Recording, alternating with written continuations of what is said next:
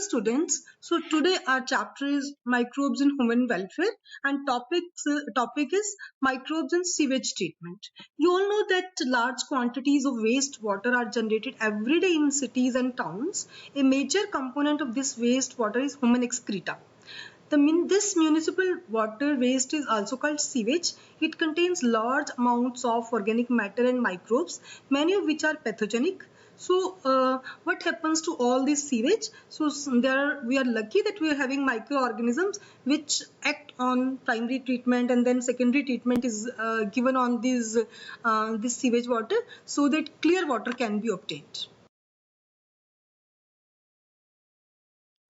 This sewage water cannot be discharged into natural water bodies like rivers and streams directly. So we can understand why before disposal, hence sewage is treated in sewage treatment plants, just like STPs, to make it less polluting. So treatment of water is done by heterotrophic microbes naturally present in the sewage. This treatment is carried out in two stages. This is a picture of sewage treatment plant. As I have told you earlier that this treatment is carried out in two stages, primary treatment and secondary treatment. First of all, we'll study about primary treatment of sewage water. So, these treatment steps basically involve physical removal of particles, large and small, from the sewage through filtration and sedimentation. These are removed in stages. Initially, floating debris is removed by sequential filtration. Then the grit, soil and small pebbles, etc. are removed by sedimentation. All solids that settle from the primary sludge, and the supernatant forms the effluent. So the effluent from the primary settling tank is taken for secondary treatment.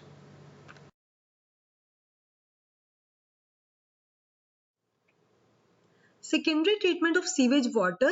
So the primary effluent is passed into large aeration tanks where it is constantly agitated mechanically and air is pumped into it. This allows vigorous growth of useful aerobic microorganisms into flocs. Flocs are basically the masses of bacteria associated with fungal filaments to form mesh-like structures. While growing, these microbes consume major part of organic matter into the effluent, and this significantly reduces the BOD. BOD is biochemical oxygen demand. BOD is the amount of oxygen that would be consumed if all the organic matter in 1 liter of water were oxidized by bacteria. The sewage water is treated till the BOD is reduced. The BOD test measures the rate of uptake of oxygen by microorganism in a sample of water. Indirectly, BOD is a measure of organic matter present. The greater the BOD of organic water, the more is its polluting potential. Once the BOD of sewage is reduced, the effluent is then passed into settling tank where the bacterial flocs are allowed to sediment. This sediment is called activated sludge.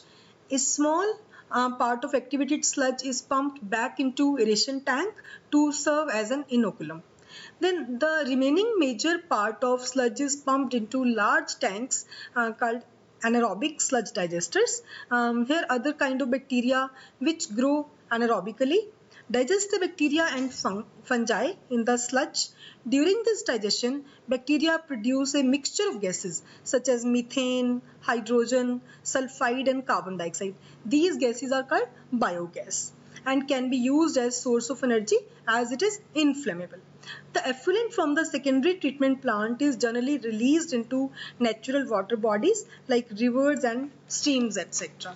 So now we can appreciate that how microorganisms play a major role in treating millions of gallons of wastewater every day across the globe. This methodology has been practiced for more than a century in almost all parts of the world. This slide shows the definition of BOD, biochemical oxygen demand. BOD is the amount of oxygen that would be consumed if all the organic matter in 1 liter of water was oxidized by bacteria. The sewage water is treated till the BOD is reduced. So the BOD test measures the rate of uptake of oxygen by microorganism in a sample of water, and thus indirectly BOD is a measure of organic matter present in the water. Greater the BOD of the water, more is its polluting potential.